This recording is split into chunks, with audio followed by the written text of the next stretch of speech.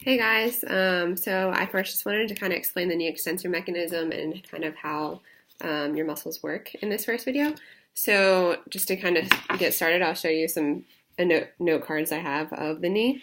So as you can see, this is just kind of the front of the knee without the kneecap. You can see there's a lot of ligaments and tendons and everything that go into making the knee work. It's pretty complex. So this is just a picture of one of the muscles involved in your quadriceps. But you can kind of see there, so there's your kneecap just sitting on top.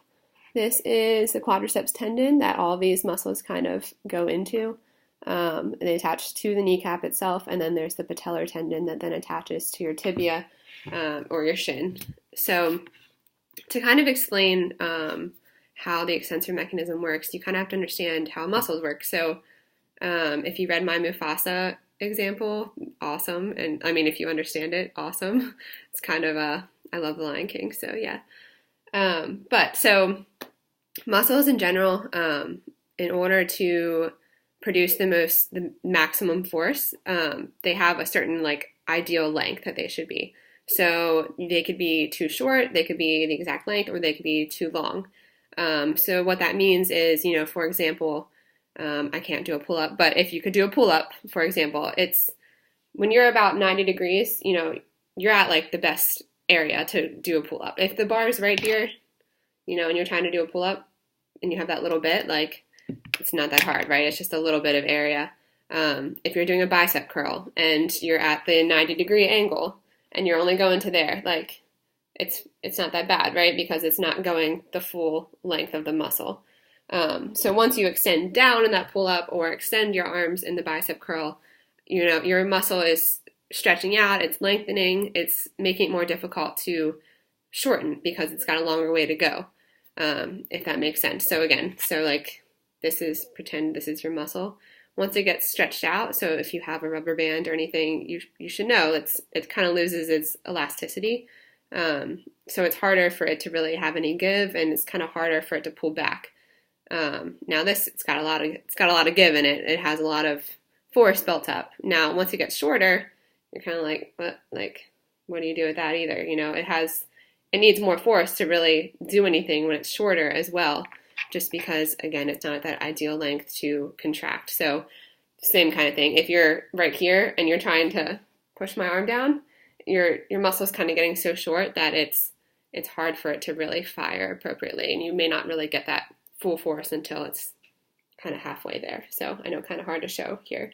But here, so kind of what I am trying to say, I'll do this a little bit, especially with the knee, okay? So, for example, I know I kind of talked about a little bit if you have a kneecap or if you don't have a kneecap, or if I didn't talk about it yet, it's lower on the blog.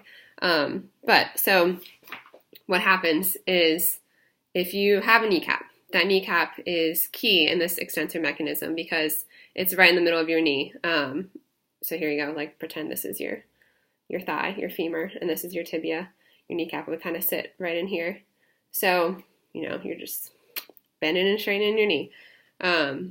What happens in order to do that straightening part, your quadriceps up here, this is going to be my quadriceps, has to pull and straighten your leg there, okay? So if you have a kneecap, look at this distance. The quadricep doesn't have to pull all that much. It definitely still has to work, but it's going to be so much easier to contract that little bit there compared to if you don't have a kneecap and it's got to go all the way around. This is your tibia here. This is your femur.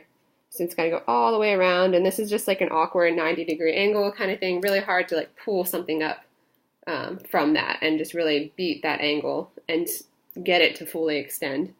And get to that optimal length for the quadriceps. This here, you're kind of already at that optimal length, so this itself is not really contracting. This is going to be your tendon, the patellar tendon. But this, it's so much shorter, it just pulls this little bit and everything else kind of follows. So once that contracts so much, you're already kind of at an area where it's like, well, your kneecap followed it, so it's not quite as difficult for the muscle. It doesn't lengthen it as much. It doesn't make it, again, it just makes it easier having that kneecap there. So if you are ever considering a patellectomy, removing the kneecap, just kind of reconsider.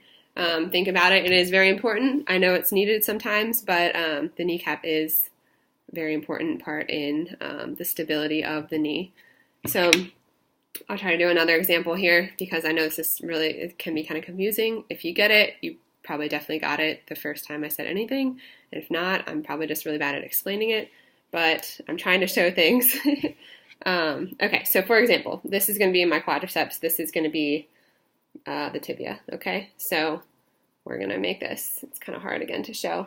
So your quadricep is super stretched out. It's not moving, you know what I mean? It's got a lot of length there. It's kind of hard. It's going to be hard for it to pull all the way over here. So you pull this and it's just kind of might go like this, right? So it's got that whole way to go just to get your leg to straighten, okay? So it's going to be, again, very hard. Now, see if we can do this here. Oops. Okay, so it's my other hair tie. So let's pretend this little knot here is your kneecap, okay?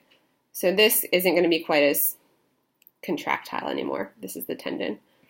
So now we have all this. We have all this space that we can pull, and it's so much shorter. So, we're at this optimal length. We tighten it, we contract our muscle. It's going to pull that kneecap, and this is just going to follow. So it's not even, the kneecap is just providing that extra little part in between that makes it so much shorter for your quadriceps to go to really pull that tibia, pull that shin up, make your leg straight. So if that is confusing still, I'm sorry. You can send me a message. I can try to send you to some other links that might better explain it. But long story short, the kneecap is super important, and people with nail patella syndrome tend to have smaller kneecaps and or no kneecaps. So that can make that a little more difficult because that's just a smaller surface area, a smaller area for your quadriceps to connect to, and then this to connect. And it allows that tiny kneecap that sits in this groove, so this little groove up here. Yeah, if it's small like this, there's so much area for it to move around there. If it's bigger and normal, it kind of sits in that pocket nicely. But yeah, so I mean, a lot of people with NPS, nail patella syndrome, are small. So I know, for example, for myself, I'm also small. Like for example, this happens to me all the time right now. I'm riding my bike in the wind because it's very windy where I live right now. And it's so easy to kind of like push me around, and it's kind of hard because I don't have much weight and much substance to myself to really battle against that wind, battle through those things because I'm small. I don't have a lot. Things are pulling at me and blowing me, whatever. So if you have all these muscles connecting in your tendons, all that connecting, that pulling whichever way. So depending on how strong these muscles are, and if this one is stronger than this one, which usually it's this one is stronger than this one, that kind of thing. If they're not balanced correctly and they're pulling you this tiny little kneecap all these different ways, it can make your kneecap, more like likely to dislocate or sublux, which is a partial dislocation. So that happens a lot with people with nail patella syndrome. So it's very key that we work on strengthening those muscles as well as the muscles of your entire leg, not just the ones around the knee. But that's just kind of my example, something I feel all the time when I'm riding my bike and I'm just getting blown around. I just felt like that was a good example. So that's kind of the beginning to try to explain that. Just keep reading, and then there's some exercises below too. So hopefully that will help you.